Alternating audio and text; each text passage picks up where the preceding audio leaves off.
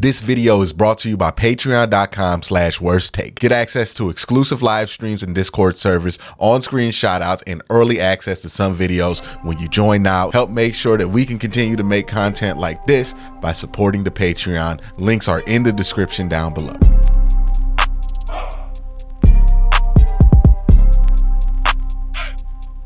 Hey, what's up and welcome to Comment Commentary, the show where I take your comments from the past week of videos and react to them.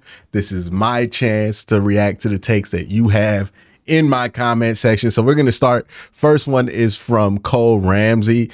They commented on a video from the offensive line position review. They said, hey, Q, with the Goodwin situation, do you think losing him will be that big of a hit to the offense? I feel like we have decent wide receivers, Cooper, DPJ, Moore, Grant, Tillman, Bell, and Schwartz. Do you feel like we should try to find another, or the Browns pretty set up in that department as is? Yeah, Marquise Goodwin going down is not like Elijah Moore going down, right? Like, he's kind of a supplemental part to what the Browns are going to be wanting to do on offense. And he's kind of a reinforcement whenever you don't want to send somebody like Elijah Moore on a deep route. So I think you'll probably use Schwartz there. You could use Jakeem Grant there. I feel like you can get somebody, an Andy Isabella or somebody like that, who could fulfill that role. I think Marquise was looking pretty good in that role, but I think that role can be filled by others. The next comments are coming from the Browns are an elite quarterback away. How close are the Browns to being a Super Bowl caliber team? Brad says, I know how Q feels about kickers, but let's not forget Phil Dawson. He was our MVP for so many years. And Randy also jumped in with Josh Cribbs for mainstays. Kind of said how Sundays hung on those guys making an incredible play on special teams for us to have a chance. Yeah, you guys bring up a good point. Like, if we're talking about mainstays, I guess before Joe Thomas and before Joe Hayden, there was Phil Dawson and Josh Cribbs. I kind of blanked on those names, to be honest, because I went through offense and defense in my mind. I didn't even think about special teams. But yeah, I mean, like, that was an even worse spot, right? Having your mainstays be your kicker and your punt returner and kick returner, especially in the case of Josh Cribbs, one of your best players, your kicker punt returner, because I mean, like, punts, you can get the ball in a positive situation in punts, but kickoffs, like, you only get 2 a game. Well, you only really get 1 a game. And the only times you get extra kickoffs is when the other team scores. So, like, even a kick return after you give up a touchdown, a kick return from Josh Cribbs, instead of it being worth 7 points, is really worth like 4 at the best. Sometimes it's worth 0, right? Because you're just matching what they did on offense. So yeah, it was sad, but true. I should have remembered to bring those guys up. The next video is from ESPN is high on the Cleveland Browns. The comment in this video is from Silverlicious, who said, Q, are you live streaming the games this year? Looking forward to this season. Yes, of course I'm live streaming. I live streamed every game, I think, since 2021. So I will be continuing to do that. I've made changes to the studio to be able to do that easier and to provide a post-game show. So instead of me streaming from my living room, I have a setup here in my studio to where I can be able to watch the games from here, and then I can more easily transition into the post-game show. So there's not that weird dead time and I have to put up 2 separate live streams, and it kind of gets weird and funky with how that gets done. This way, it's just real smooth, real clean. I don't have to transition any equipment. It'll work out better this way. So yes, the streams are coming back. I'm trying to make them better. Part of the reason I made the changes in the studio to be able to do the live streams, the game live streams in the studios, because I want to eventually be able to have like a schedule of guests on during the games, kind of like how they do with the Manning cast. Sometimes, you know, if I'm like, hopefully if we're going up against somebody else who streams, we can do like a simul stream type of deal. Like, I want to make these a little bit more interesting than just me watching the game.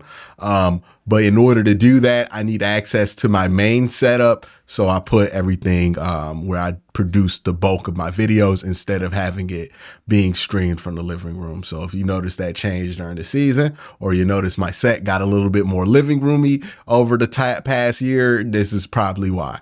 The next question, well, not question, the next comment is from the Browns linebacker review video. Should we be concerned about JOK? Jake's biggest concern about JOK was how he opted out of foot surgery. We don't know the specifics, and we're not in his medical records, but opting out of surgery is highly risky if it is recommended you generally have surgery. Yeah, JOK likes to roll with these things a little bit more natural. Hopefully he knows his body well enough to where that's not something that bites him in the ass later in the year. Foot surgery is nothing to play with. You think about it, you can look at a foot injury and think it's minor, but that's like popping the wheel of your car. Like, so much of your body weight is going to be stressing on that foot, especially when you're planting, cutting, doing all of these athletic motions off of it. You want to make sure that foot's in the best position possible. I know that JOK wants his foot to be in the best position possible. Hopefully he's right about, healing natural will be better for that foot in the long run.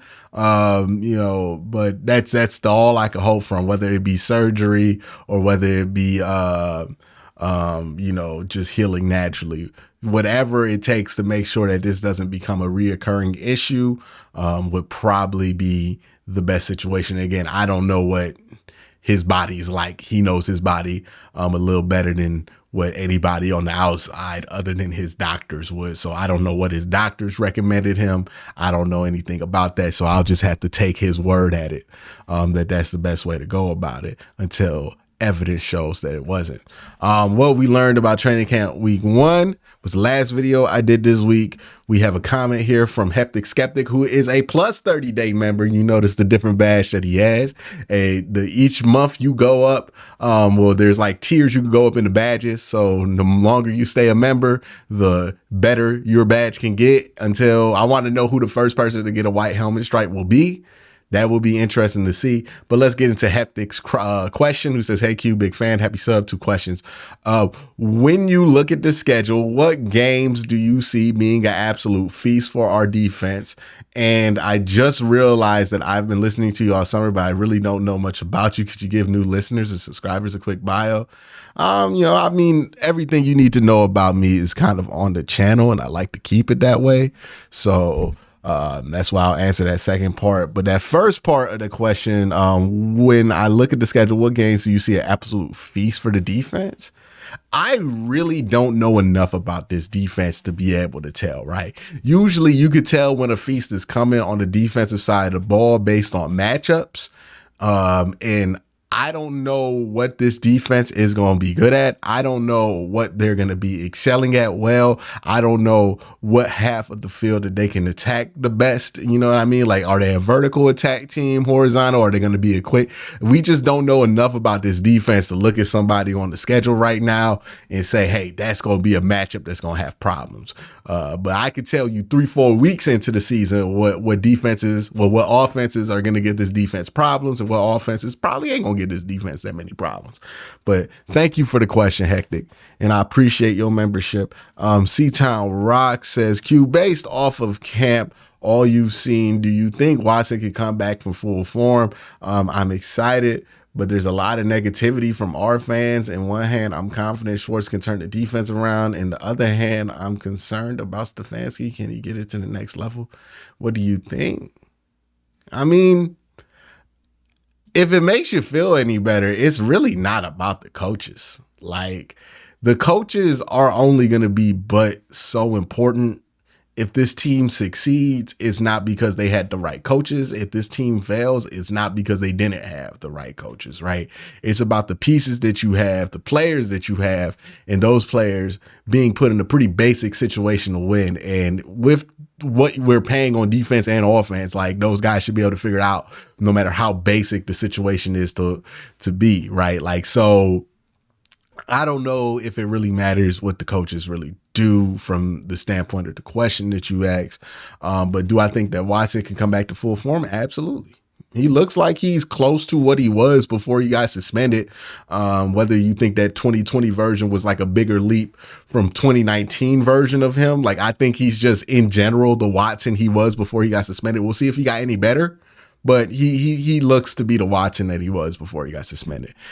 How good is that in today's NFL landscape? Now that's a different question, and honestly, I don't have an answer for that, right? Because when Watson was last, at the top of the quarterback conversation, like 3-4 of these guys just in the AFC alone just weren't in that conversation. Josh Allen, Joe Burrow, Justin Herbert, wherever you want to throw Trevor Lawrence, even on the NFC side, you didn't have Jalen Hurts. Like you just didn't have all of these names have entered the conversation recently.